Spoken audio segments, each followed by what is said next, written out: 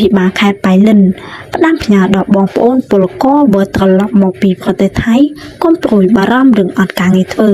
លោកជំទាវបានស្រីមុំអភិបាលខេត្តប៉ៃលិនចុះជួបសំណេះសំណាលជាមួយពលករខ្មែរដែលវិលត្រឡប់មកពីប្រទេសថៃតាមច្រកព្រំដែនអន្តរជាតិព្រំត្រឡប់ទៅស្រុកកំណើតវិញតាមរយៈរថយន្តកង់របស់រដ្ឋភិបាលខេត្តដ៏ឥតគិតថ្លៃ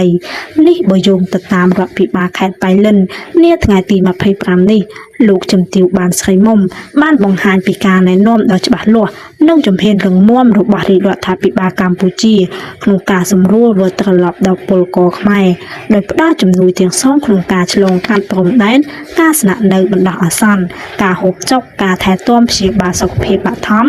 និងដឹកជញ្ជូនបងប្អូនពីព្រំដែនត្រឡប់ទៅស្រុកកំណើតវិញដោយឥតគិតថ្លៃជាពិសេសស្វែងរកការងារក្នុងស្រុកជូនបងប្អូនពលករខ្មែរទាំងអស់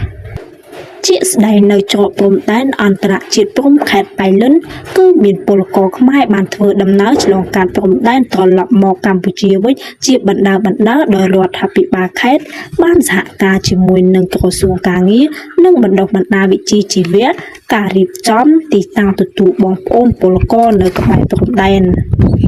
គួរបញ្ជាក់ថាបច្ចុប្បន្នកម្ពុជាខ្វះកម្លាំងពលកម្មជាង 70000 នាក់ហើយក្រសួងសេដ្ឋកិច្ចនិងហិរញ្ញវត្ថុក្រសួងស្ថាប័នពាក់ព័ន្ធទាំងអស់ក៏ត្រៀមលក្ខណៈក្នុងការជួយអន្តរាគមន៍ដល់បងប្អូនពលករវិលត្រឡប់មកពីប្រទេសថៃដោយសម្រួលជីវភាពប្រចាំថ្ងៃតាមកញ្ចប់អន្តរាគមន៍សេដ្ឋកិច្ចនិងសង្គមកិច្ចមួយចំនួនផងដែរជាមួយគ្នានេះសហគមន៍ធនាគារនៅកម្ពុជានិងសហគមន៍មីក្រូវត្ថុកម្ពុជា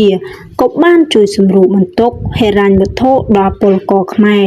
ដែលជំពាក់បំណុលជាមួយនឹងធនាគារឬគឺស្ថានមីក្រូ